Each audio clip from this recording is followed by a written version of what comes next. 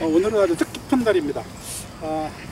제가 이제 몇 년 전부터 이렇게 짧은 이렇게 영상 콘텐츠로, 동영상 콘텐츠로 김상진 열사에 대한 이야기를 사진과 짧은 동영상 팁을 중심으로 해서 이제 이렇게 형님의 삶을 조망해 오다가 작년과 올해 영화를 제작하자라는 이제 제안을 받고 영화 제작을 준비하면서 오늘 참 뜻깊은 날이 되는 이유가 뭐냐면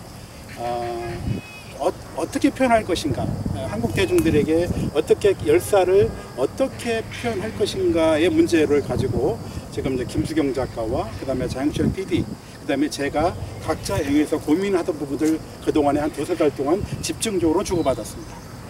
그래서 그 주고받은 결과를 지난번에 이제 시놉시스 구성한 기본적인 밑글 서사부터 시작을 해서 진행을 했고, 그 결과가 이제 반영된 것이 오늘 김수경 작가가 일로 들어오게 될 것 같습니다. 그래서 셋이 만나는 이유, 오늘 시나리오를 확정하는 날입니다. 1975, 김상진 이 영화를 만드는 여정에서 아마 제일 중요한 날이 아닐까 생각을 합니다. 왜냐하면 작가와 그 다음에 촬영 편집 PD와 그 다음에 제가 그동안의 생각들을 나눠 가지고 있던 것들을 모아서 오늘 1차 시나리오 대본이 나오는 날입니다. 이게 확정이 된다고 하는 얘기는 우리가 앞으로 이 영화 제작의 어떤 속도가 이게 발빠르게 진행될 것이고, 그 다음에 펀딩 작업에 들어갈 거고, 그 다음에 우리가 제작 발표도 준비할 거고, 할 일들이 소소하게 또 집중적으로 남아있게 됩니다. 영화를 만든다고 하는 것은 어떤 생각을 드러내는 일인데, 그 생각이 오늘 어떤 결과로 나올지, 우리 세 사람의 뜻과 의지가 어떻게 모아질지, 그 다음에 제가 바라던 대로 열사의 삶이 제대로 구현이 돼서 나올 것인지, 또 이후에 어떻게 전개될 것인지, 그 다음에 이게 영화로 이게 표출되었을 때 이렇게 상상해 볼 수 있는 여러 가지 상황들은 어떻게 우리가 예상할 수 있는지, 이런 것들이 오늘 열사가 가신 자리에서 세 사람의 미팅으로 확정되어지고 결론이 날 것 같습니다. 저도 기대가 되고, 이 맑고 고운 날, 우리 삶에 충만한 이 삶을 위해서 먼저 가신 열사의 영전에 다시 한번 고개 숙여서 감사를 드립니다. 이게 이제 내가 2학년 때 이제 벌어진 사건인데, 이 학생 지도부가 이 사진 전체를 다 탈취당했나 어쨌나. 완전히 다 이게 없어져가지고. 그래요? 그게 지금. 그렇죠. 그 당시에는 이것저것 이제 자료 보관 자체도 쉽지 않았어요. 그러니까 이게 아마 다 털린 것 같아요. 그래서 이제 남아있는 사진이 이거밖에 없는데. 그래서 사진이 87년도 상황 내보내진 거, 그게 한 몇백 장 돼, 종류별로. 그거는 이제, 최춘식이라고 84학번 친구가 아주 생생하게 당시 학교 때 한 상황을 정리해 놓은 거고. 아마 그때 연장선에서 봐야 되니까 그때 사진도 많이 인용할 수밖에 없었어요. 그렇지. 그게 비슷해. 그러니까 뭐 여기 시위하는 장면도 보면 그때나 여기 앉아서 이렇게 하는 거야. 그래서 아마 나중에 재현을 하거나 뭐 그림을 그릴 때 그게 필요할 것 같고. 하여튼 나는 이게 시나리오가 전체가 그러니까 이제 세 축으로 바꿔. 세 가지. 하나는 이 양반의 일생. 재현. 낭만적이었던 또는 일생 하나, 짧은 일생. 그 다음에 70년대 살벌하고 어묵했던 그 역 같은 세상.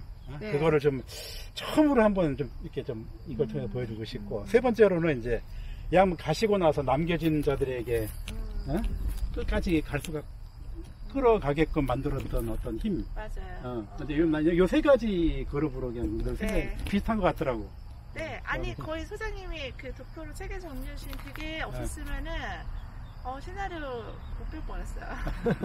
아니 그 전에 저는 그때 소장님 때 갔다 오고 나서 저 나름대로 트리트먼트 작업을 하다가 사실 트리트먼트가 의미가 없겠다는 생각이 그 소장님 거 보고 생각이 들었어요. 그래서 그냥 가감이 다 버리고 그냥 거기에 이제 그 흐름대로 맞춰서 아예 시나리오 형식으로 빨리 빼야지. 사실 트리트먼트는 시나리오 지망생들 사이에서도 그 개념을 잘 몰라요. 시너버가 트리트먼트 차이도. 시놉시스와 시나리오 그 두 가지 그것만 이제 트리트먼트 사실 그 중간 단계인데 그냥 무형식으로 작가가 막 그렇게 생각나는 대로 찌꺼리는 그런 거예요. 근데 이제 그래서 처음에는 그 도표 형식처럼 맞춰서 할까 말까 하다가 장 PD가 그런 형식에 너무 구애받지 말고 그 좋더라고. 네, 하는데 다 일단 일단은 시나리오 쭉 형태예요, 봤어. 저게. 네.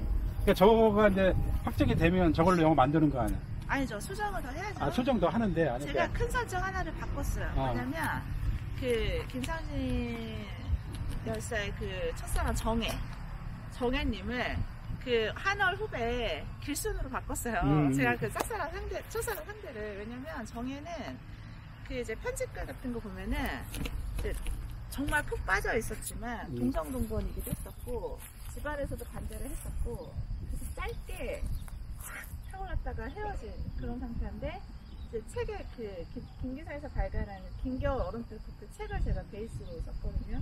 거기 보면은 하나 극과 후배인 길순이 이제 거기선 드러나지 않지만 제가 봤을 때는 상진 여사를 흠모하지 않았을까 남부의 선배로서 존재로서 그리고 그 둘이가 연결고리가 맞아요.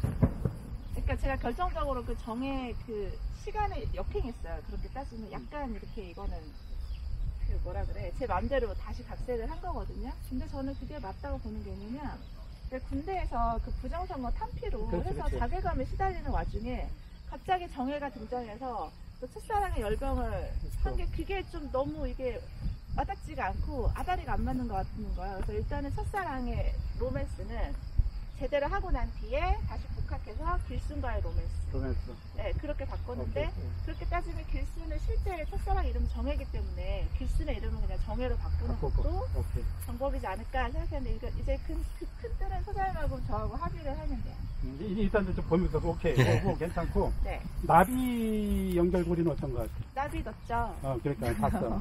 나비 좋아하시는 거 그래서 프로라고 맨 마지막 그 수미 상과식으로 넣었습니다. 라비는. 그러니까 나는 이제 생각이 그 동록결 하다가 이제 현대로 여기까지 이제 하고 오고 싶은 연결고리가 마땅치가 않아. 비중은 확 엔딩 부분에 줄여야 되겠는데.